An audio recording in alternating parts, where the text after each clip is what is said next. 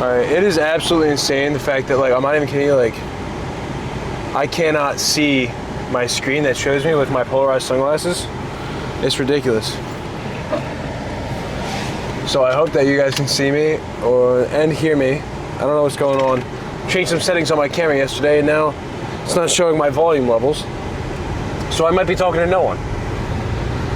But whether I'm talking to you guys or I'm talking to no one, I just want to talk about Instagram influencers. There's a lot of them out there. And there's a lot of like people that I love to listen to, but I'm not gonna lie, a lot of them contradict each other. And I always try and listen to people that like I would like to look like. Obviously, I'm not gonna look like somebody else, I'm gonna look like me. No matter how much I work out, I'm not gonna have somebody else's physique. I'm obviously not gonna have C-Bum's physique. I'm obviously not gonna have Elijah Mundy's physique, you know? Can I get as big as them? Probably not. Pretty sure they were both enhanced. Can I get big? Yeah. But even if I get big, even if I did decide to take enhancements and get as big as them, I wouldn't look like them. I'd look like me, you know?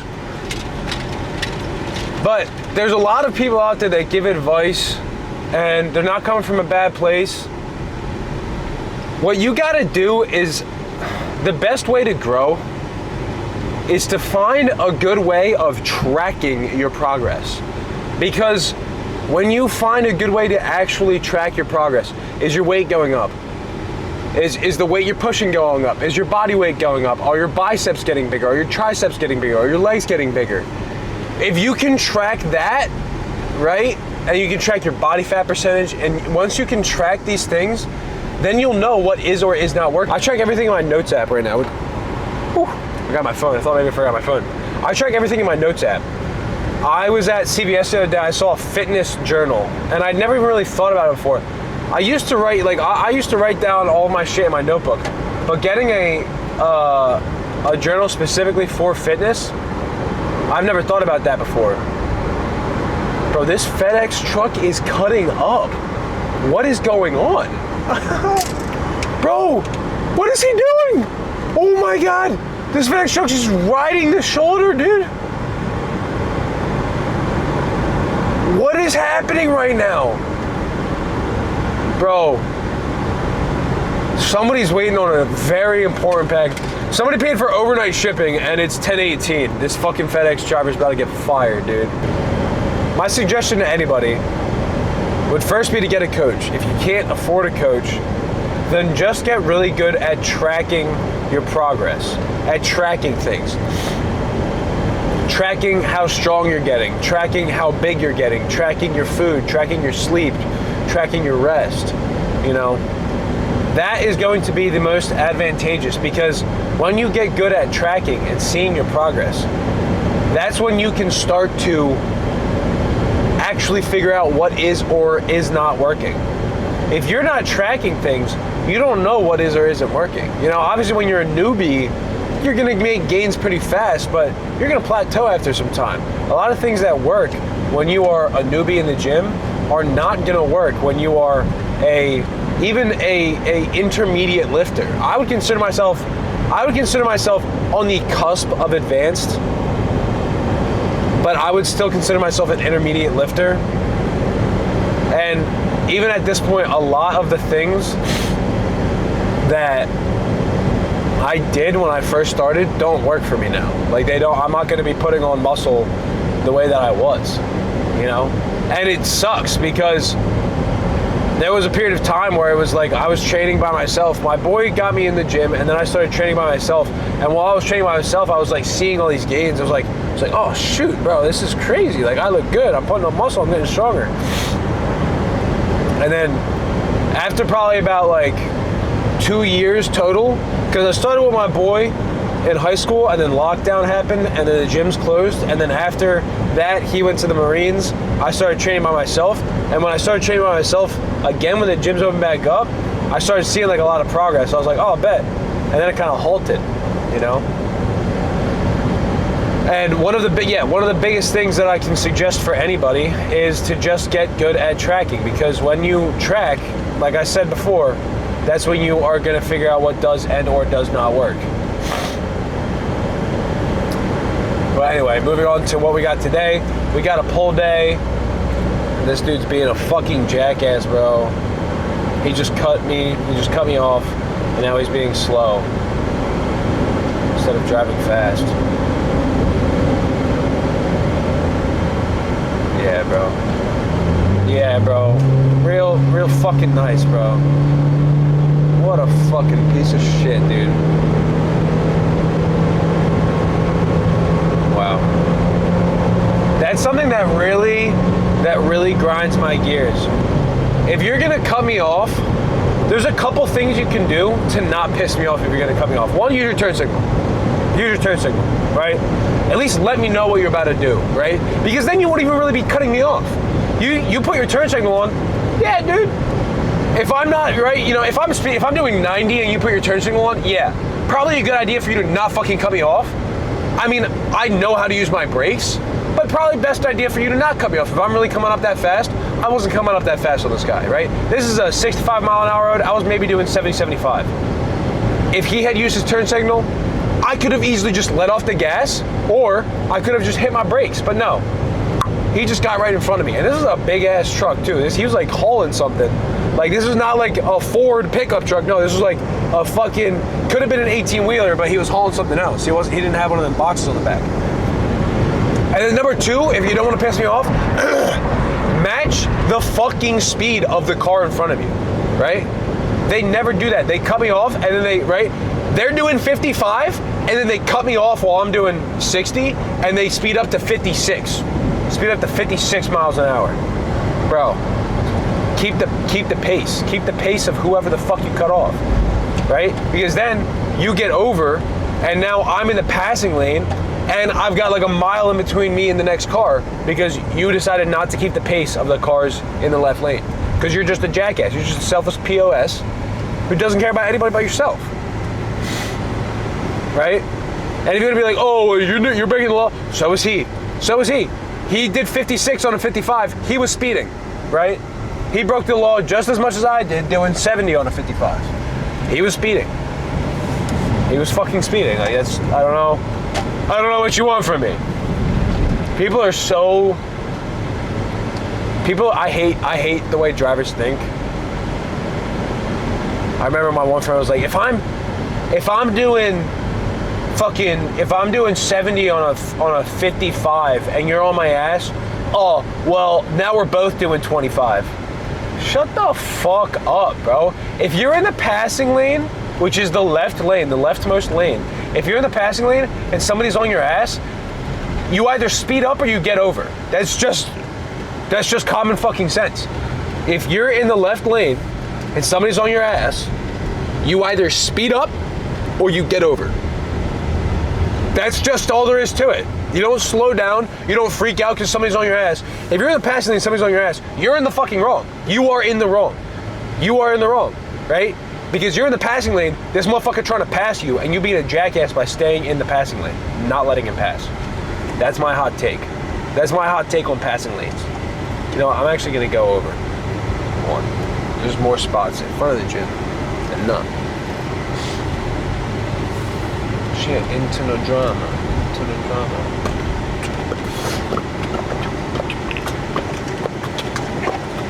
I didn't even drink my pre-workout, bro. I don't even drink that shit, bro. All right, I'll see you in there. All right, so we starting off whole day with some frog stance deadlifts. I haven't really deadlifted since I was a powerlifter. I decided that, you know, it's a lift that I enjoy. So I just decided to program it for one of my days.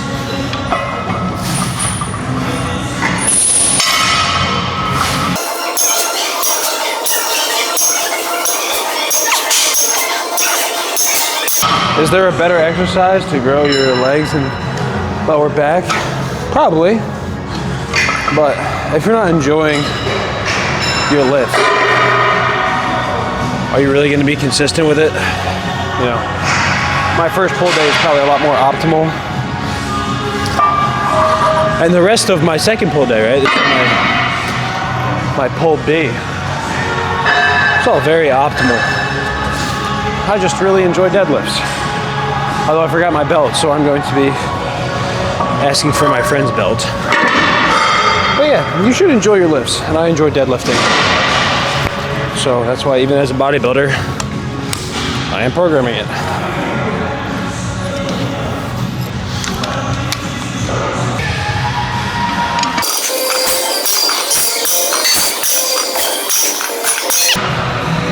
This is the guy who let me use his belt.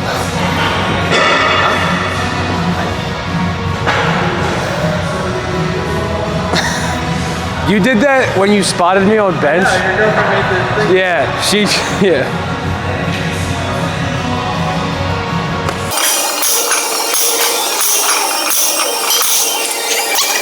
Thinking.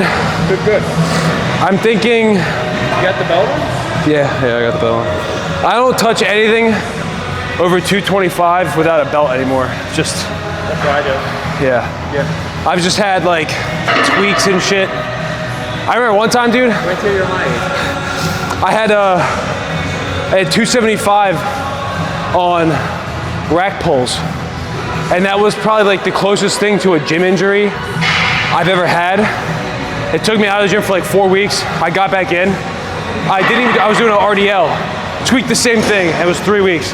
I had to go see who was the dude, the massage guy at Attila's? Dan. I had to go see Dan.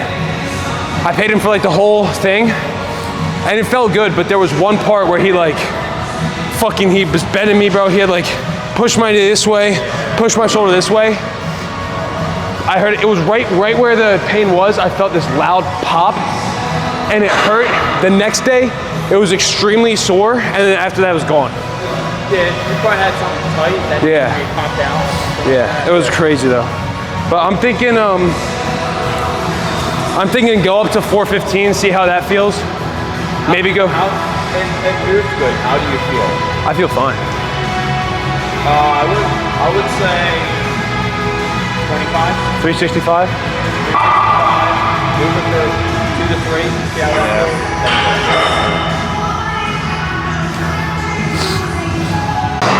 Last time I did this, I did 315 for 6, but that was after I PR'd at 450, so I just kind of like went light with my set, because I just did the 1 rep at 450.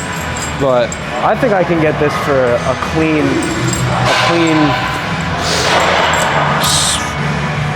I'm gonna do 2 to 3 reps, see how it feels, and then if it feels good, I'm gonna move up.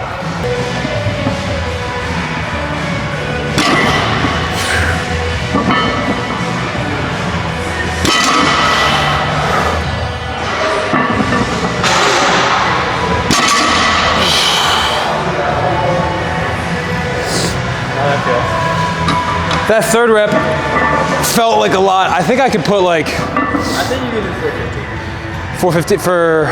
I want to do a set of 6. 415? Yeah. That's why I want my top set to be a set of 6. That's why I'm questioning, like, I don't know, 415. Here? Yeah. You can do 3. I would aim for like 4.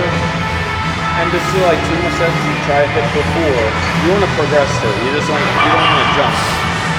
I think I could do this for 6 easily. I would say 5. 5? I think you could get 5. 6, I think you're gonna be like for right now. All right. Give it a shot.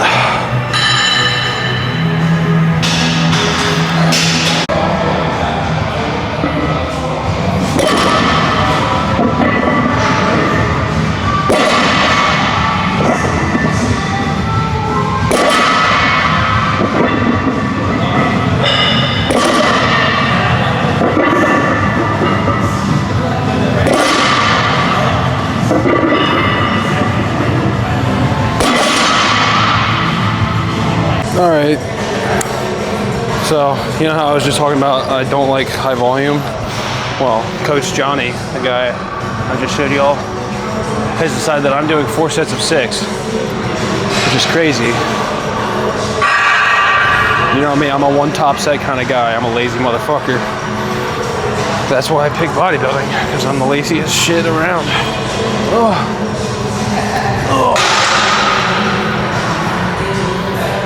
4 sets of 6. This is the most volume I've done in probably 2 years.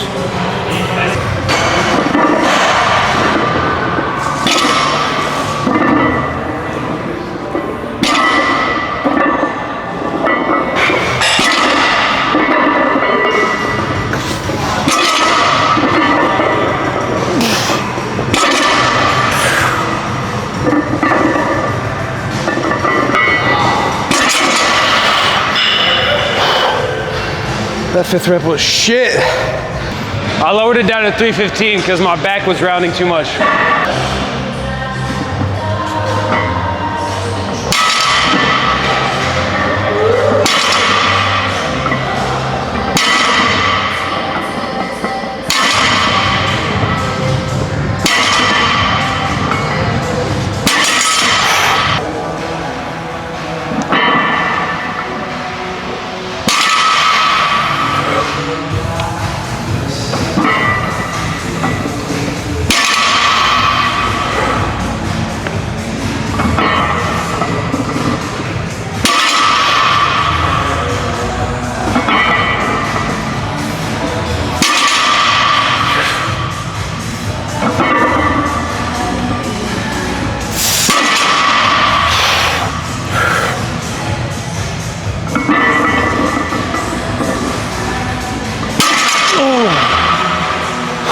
Here we have another one of my absolute favorite exercises.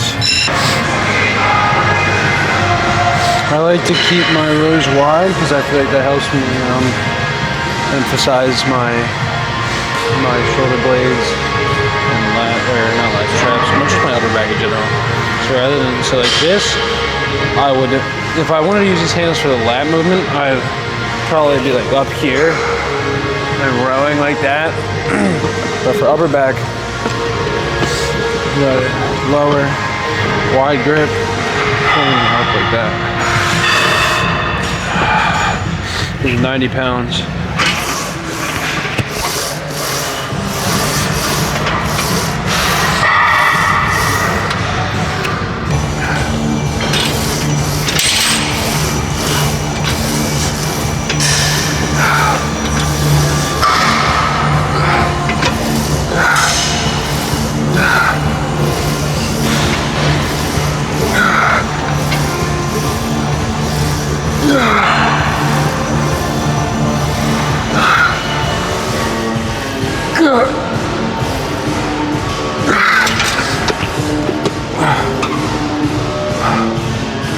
Decent. I've done better though.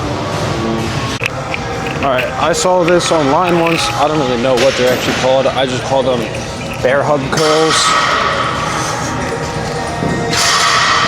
All I do is I go to the double pulley row machine. Right. Come up here, retract the shoulders. That's kind of over exaggerated, but you know, pull them, and then we just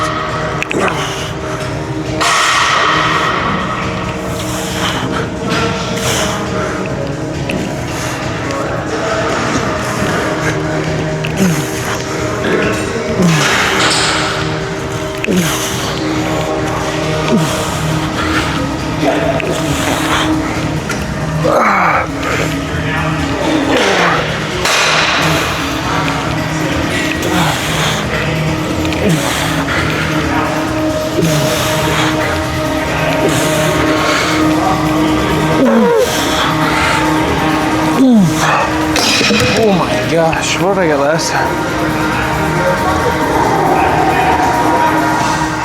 Alright, I failed at 8 last time. This time I got 8. Or I failed at 10 last time. This time I got 10. Talked about it before, talk about it again. I stretched it so much. Low volume, bro. I did one warm-up set. Now I got the weight that I'm moving on there. Lat pull down. Actually, I'm gonna try something different, bro. I've never done this. A wide-ish supinated pull down. Might be a little bit difficult to set up, but we're gonna try it. Oh, fuck, I forgot about my timer, bro. Oh, it's not even my timer, it's my girlfriend. It's not even my timer, it's my girlfriend, yippee.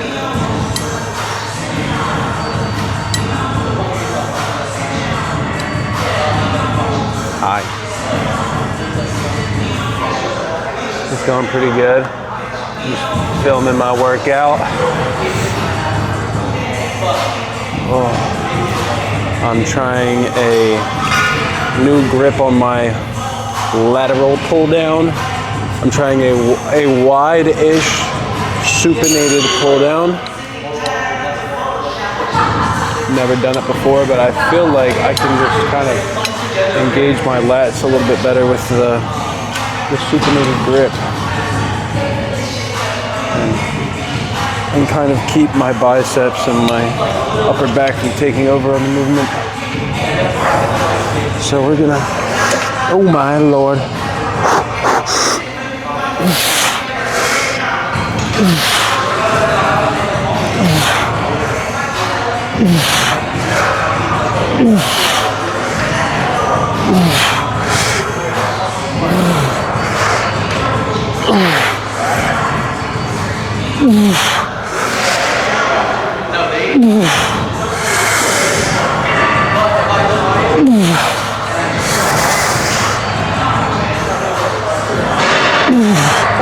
Jesus. Ooh. Ow. That was kind of a bitch on the wrists, but yeah, I like it. Alright, so this guy's in my shot just mogging me. Don't pay attention to him. No. It's this dude. Yeah.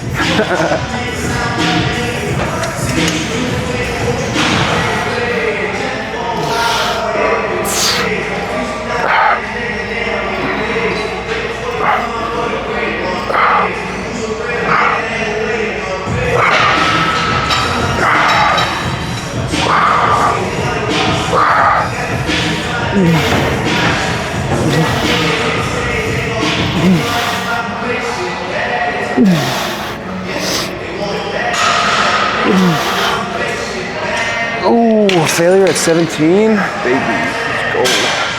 So this is awesome. This is the, I forget, I had to Google it because the name of the brand is not anywhere on the machine. This is the Skellcore Multi-Flight Lat Raise. The standing multi-flight is on there, so you know what type of machine it is. But the thing, right, so you see that the handles are down here. You can switch it so that they're up here. So you can do like a chest press, and you can also come down to a lat raise. And what I like about this is these handles, they're like maneuverable. So I can get like the perfect angle for my lat raise. So last time I did this, I got 88 pounds for 5 reps. Let's try and beat it.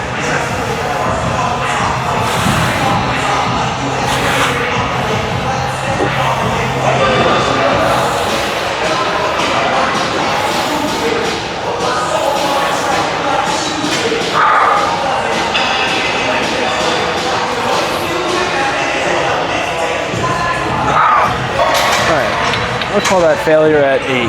I started that 9th rep, but I didn't even get a full 8 rep. So we're gonna do 88 by F at 8. Okay, so we got some seated face pulls here. I really like these handles, although I just tried it and it was not staying in the position that I had set it to. So we're gonna give it another shot.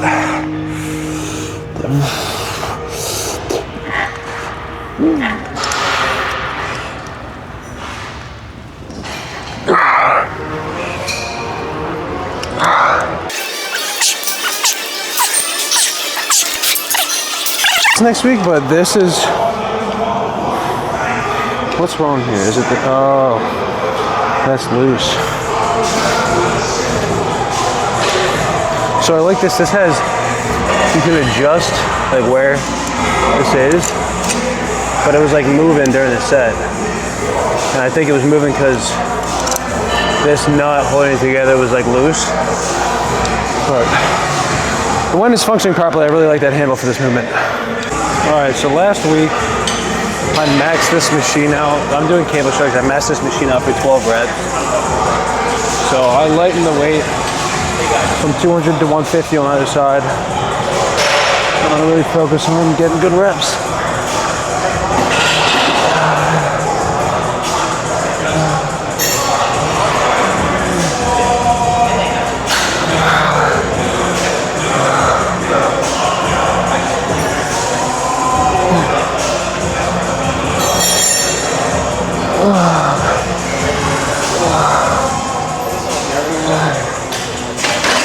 See, like, my reps couldn't have that good if I lowered 50 pounds and I got the same amount of reps. I got one more rep than I did last time. So my reps on it last time probably weren't all that quality, but lowered the reps, got better quality reps, and we're good, and we're finished. I got cardio and I got posing, and that's it. All right, so we had what I would consider a pretty successful pull day. I'm feeling pretty pumped. Let's move this mic over to my necklace. So you can hear me when I take off my shirt. Little pump check.